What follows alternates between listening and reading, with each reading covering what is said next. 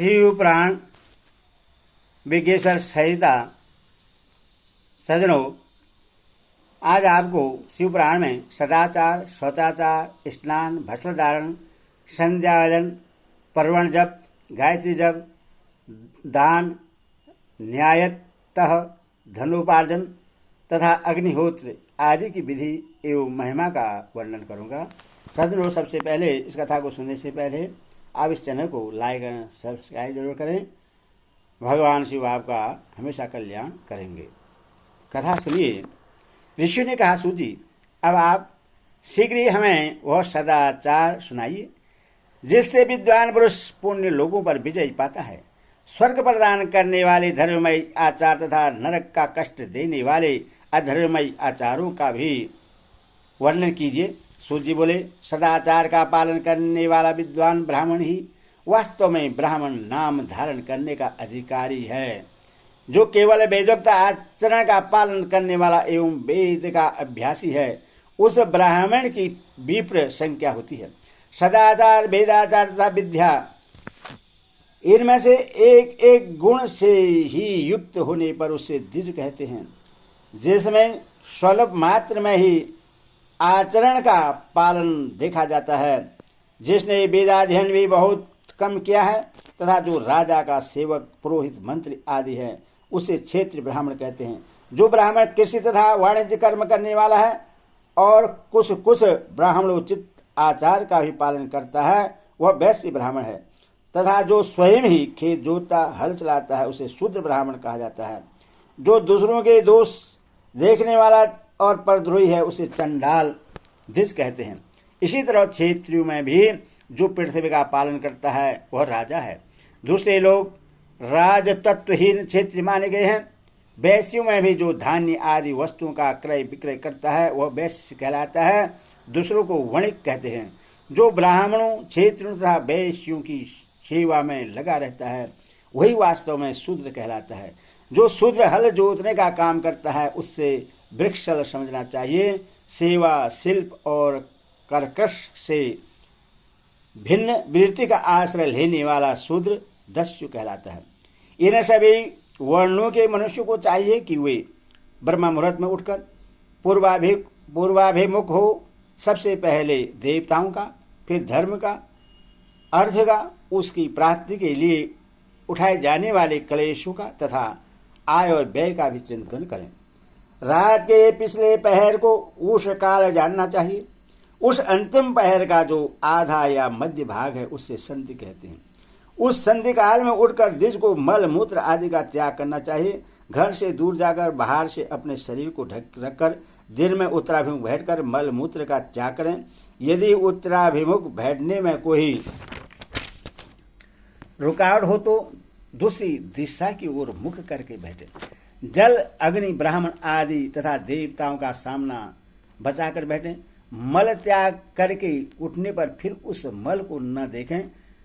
तदंतर जलाशय से बाहर निकाले हुए जल से ही गुदा की शुद्धि करें अथवा देवताओं, पितरों तथा ऋषियों के तीर्थों में उतरे बिना ही प्राप्त हुए जल से शुद्धि करनी चाहिए। गुदा में 7, 5 या 3 बार मिट्टी लगाकर उससे धोकर शुद्ध करें। लिंग में ककोड़े के फल के बराबर मिट्टी लेकर लगाएं और उससे धो दें। परंतु गुदा में लगाने के लिए एक परस मिट्टी की आवश्यकता होती है। लिंग और गुदा की शुद्धि के पश्चात उठकर अन्यत्र जाएं और हाथ पैरों की शुद्धि करके 8 बार कुल्ला करें। जिस किसी वृक्ष के पत्ते से अथवा उसके पतले काष्ठ से जल के बाहर दातुन करना चाहिए, उस समय तर्जनी अंगुली का उपयोग न करें।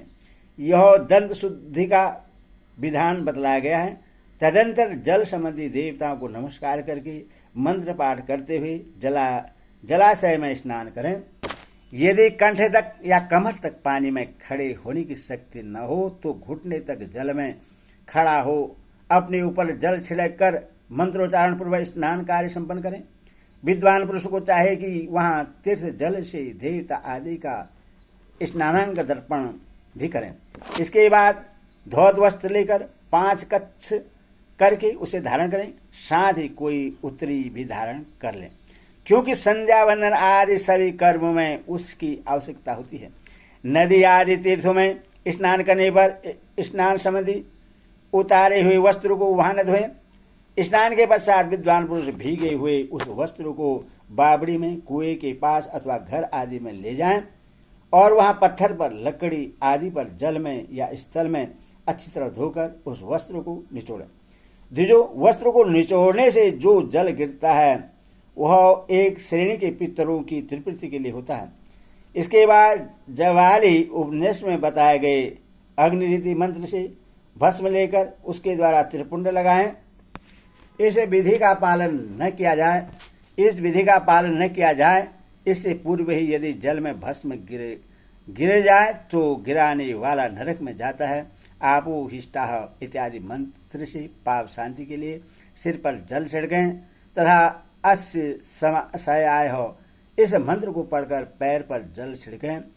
इसे संध्या प्रोक्षण कहते हैं। आपो हिष्टाह इत्यादि मंत्र में 3 रचनाएं हैं और प्रत्येक रचना में गायत्री छंद के 3-3 चरण हैं।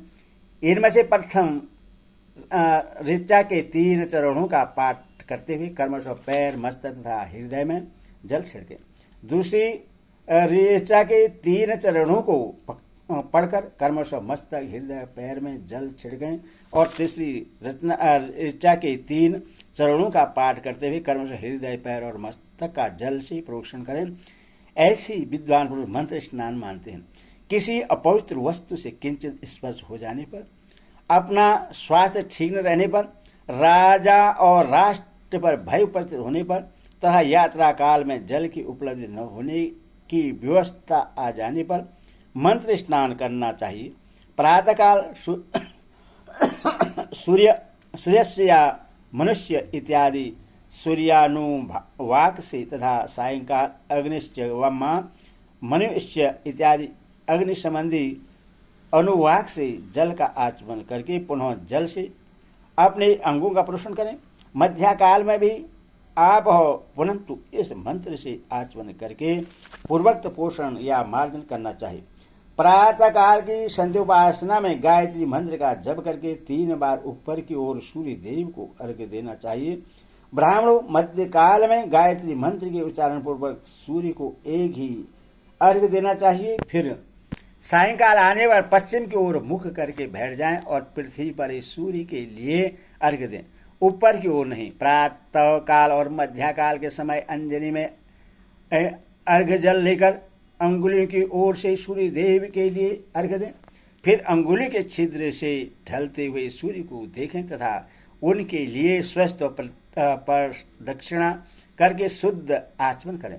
सायंकाल में सूर्यास्त के 2 घड़ी पहले की हुई संध्या निष्फल होती है, क्योंकि वह सायं संध्या का समय नहीं है। ठीक समय पर संध्या करनी चाहिए, ऐसे शास्त्री की आज्ञा है। यदि संध्योपासना के बिना दिन बीत जाए तो प्रत्येक समय के लिए कर्मशः प्रायश्चित करना चाहिए। यदि एक दिन बीते तो प्रत्येक बीते हुए संध्या काल के लिए नित्य नियम के अतिरिक्त 100 गायत्री मंत्र का अधिक जप करें। यदि नित्य कर्म के लुप्त हुए 10 दिन से अधिक बीत जाए तो उसके प्रायश्चित रूप में 1 लाख गायत्री का जप करना चाहिए। यदि 1 मास तक नित्य कर्म छूट जाए तो पुनः अपना उपनयन संस्कार कराएं। अर्घ सिद्धि के लिए ईश, गौरी, कार्तिक, विष्णु, ब्रह्मा, चंद्रमा और यम का तथा ऐसी अन्य देवताओं का भी शुद्ध जल से तर्पण करें। फिर तर्पण कर्म को ब्रह्मार्पण करके शुद्ध आचमन करें। तीर्थ के दक्षिण प्रस्थ मठ में, मंत्रालय में, देवालय में, घर में अथवा अन्य किसी नियत स्थान में आसन पर स्थिरतापूर्वक बैठकर विद्वान पुरुष अपनी बुद्धि को स्थिर करें और संपूर्ण देवताओं को नमस्कार करके पहले प्रवण का जप करने के पश्चात गायत्री मंत्र का आवृत्ति करें। प्रवण की अ, उ और म इन तीनों अक्षरों से जीव और ब्रह्मा की एकता का प्रतिपादन होता है। इस बात को जानकर प्रवण ओम का जप करना चाहिए।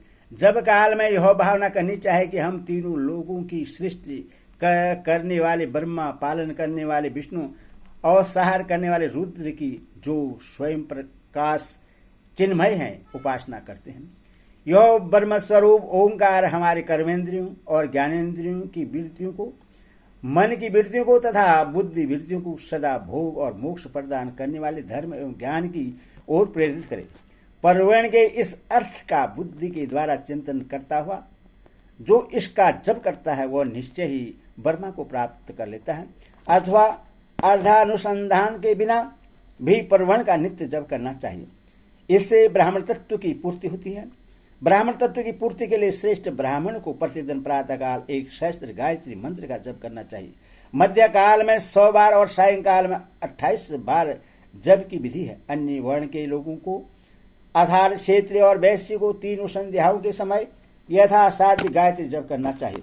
शरीर के भीतर मूलाधार, स्वादिष्टान, मणिपुर, अनाहत, आज्ञा और सहस्त्रार ये 6 चक्र हैं।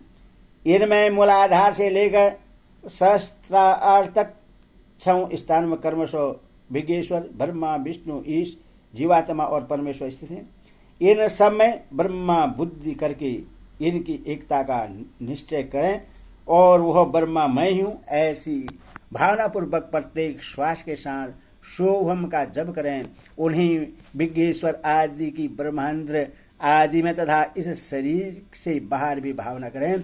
प्रकृति के विकार भूत महत्व से लेकर पंचभूत प्रतन तत्वों के बना हुआ जो शरीर है, ऐसे सहस्त्रों शरीरों का एक एक अजपा गायत्री के जप से एक एक करके कर्म से अतिक्रमण करके जीव को धीरे धीरे परमात्मा से संयुक्त करें।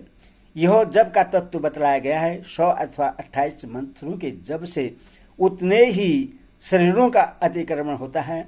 इस प्रकार जो मंत्रों का जप है, इसी को आदि कर्म से वास्तविक जप जानना चाहिए। सहस्त्र बार किया हुआ जब ब्रह्मलोक प्रदान करने वाला होता है, ऐसा जानना चाहिए। 100 बार किया हुआ जब इंद्रपद की प्राप्ति कराने वाला माना गया है। ब्राह्मणेतर पुरुष आत्मरक्षा के लिए तो स्वल्प मात्र में जप करता है, वह ब्राह्मण के कुल में जन्म लेता है।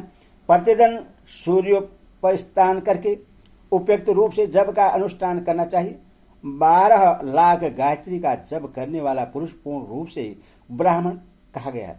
जिस ब्राह्मण ने 1 लाख गायत्री का भी जप न किया हो, उससे वैदिक कार्य में न लगाएं। 70 वर्ष की अवस्था तक नियम पालन पूर्वक कार्य करें। इसके बाद ग्रह त्याग कर संन्यास ले लें। परिवारजक या सन्यासी पुरुष नित्य प्रातःकाल 12,000 परवर्ण का जप करें। यदि एक दिन इस नियम का उल्लंघन हो जाए तो दूसरे दिन उसके बदले में उतना मंत्र और अधिक जपना चाहिए और सदा इस प्रकार जप को चलाने का प्रयत्न करना चाहिए। यदि कर्मश 1 मास आदि का उल्लंघन हो गया तो 1.5 लाख जप करके उसका प्रायश्चित करना चाहिए। इससे अधिक समय तक नियम का उल्लंघन हो जाए तो पुनः नए सिरे से गुरु से नियम ग्रहण करें। ऐसा करने से दोषों की शांति होती है, अन्यथा वह रौरव नरक में जाता है। जो सकाम भावना से युक्त ग्रस्त ब्राह्मण है, उसी को धर्म तथा अर्थ के लिए यत्न करना चाहिए। मोक्ष ब्राह्मणों को तो सदा ज्ञान का ही अभ्यास करना चाहिए। धर्म से अर्थ की प्राप्ति होती है, अर्थ से भोग सुलभ होता है, फिर उस भोग से वैराग्य की संभावना होती है। धर्मपूर्वक उपार्जित धन से जो भोग प्राप्त होता है, उससे एक दिन अवश्य वैराग्य का उदय होता है। धर्म के विपरीत अधर्म से उपार्जित हुए धन के द्वारा जो भोग प्राप्त होता है, उससे भोगों की प्रति आसक्ति उत्पन्न होती है। मनुष्य धर्म से धन पाता है, तपस्या से उसे दिव्य रूप की प्राप्ति होती है। कामनाओं का त्याग करने वाला पुरुष के अंतकरण की शुद्धि होती है, उस शुद्धि से ज्ञान का उदय होता है। इसमें शेष नहीं है। सतयुग आदि तप को ही प्रस्त कहा गया है, किंतु कलयुग में द्रव्य साध्य धर्म दान आदि अच्छा माना गया है। सतयुग में ध्यान से, त्रेता में तपस्या से और द्वापर में यज्ञ करने से ज्ञान की सिद्धि होती है। परंतु कलयुग में प्रतिमा भगवद ग्रह की पूजा से ज्ञान लाभ होता है। अधर्म हिंसा दुख रूप है और धर्म सुख रूप है। अधर्म से मनुष्य दुख पाता है और धर्म से वह सुख एवं अहुदय का भागी होता है। दुराचार से दुख प्राप्त होता है और सदाचार से सुख। अतः भोग और मोक्ष की सिद्धि के लिए धर्म का उपार्जन करना चाहिए। जिसके घर में कम से कम 4 मनुष्य हैं, ऐसे कुटुंबी ब्राह्मण को जो 100 वर्ष के लिए जीव का जीवन निर्वाह की सामग्री देता है, उसके लिए वह दान ब्रह्मलोक की प्राप्ति कराने वाला होता है। एक सहस्त्र चंद्रायण व्रत का अनुष्ठान ब्रह्मलोक दायक माना गया है। जो क्षेत्रीय एक सहस्त्र कुटुंब को जीविका और आवास देता है, उसका वह कर्म इंद्रलोक की प्राप्ति कराने वाला होता है। 10,000 कुटुंबों को दिया हुआ आश्रय दान ब्रह्मलोक प्रदान करता है। दाता पुरुष जिस देवता को सामने रखकर दान करता है, अर्थात तो वह दान के द्वारा जिस देवता को प्रश्न करना चाहता है, उसी का लोक उससे प्राप्त होता है। यह बात वेदवेता पुरुष अच्छी तरह जानते हैं। धनहीन पुरुष सदा तपस्या का उपार्जन करे, क्योंकि तपस्या और तीर्थ सेवन से अक्षय सुख पाकर मनुष्य उसका उपभोग करता है। अब मैं न्यायत धन से उपार्जित की विधि बता रहा हूँ। ब्राह्मण को चाहे कि वह सदा सावधान रहकर विशुद्ध प्रतिग्रह, दान ग्रहण तथा याजन यज्ञ कराने आदि से धन का अर्जन करे। वह इसके लिए कहीं दीनता न दिखाए और न अत्यंत क्लेशदायक कर्म ही करे। क्षेत्रीय बाहुबल से धन का उपार्जन करे और वैश्य कृषि एवं गौरक्षा से। न्यायोपार्जित धन का दान करने से दाता को ज्ञान की सिद्धि प्राप्त होती है। ज्ञान सिद्धि द्वारा सब पुरुषों को गुरु कृपा मोक्ष सिद्धि सुलभ होती है। मोक्ष से स्वरूप की सिद्धि, ब्रह्म रूप की सिद्धि प्राप्त होती है, जिससे मुक्त पुरुष परमानंद का अनुभव करता है। गृहस्थ पुरुष को चाहिए कि वह धन धान्य आदि सब वस्तु का दान करे। वह तृष्णा निवृत्ति के लिए जल तथा सुधा रूपी रोग की शांति के लिए सदा अन्न का दान करे।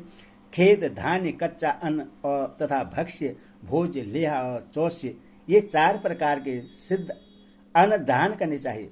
जिसके अन्न को खाकर मनुष्य जब तक कथा श्रवण आदि सत्य धर्म का पालन करता है, उतने समय तक उसके लिए उसके किए हुए पुण्य फल का आधा भाग दाता को मिल जाता है। इसमें शेष नहीं है।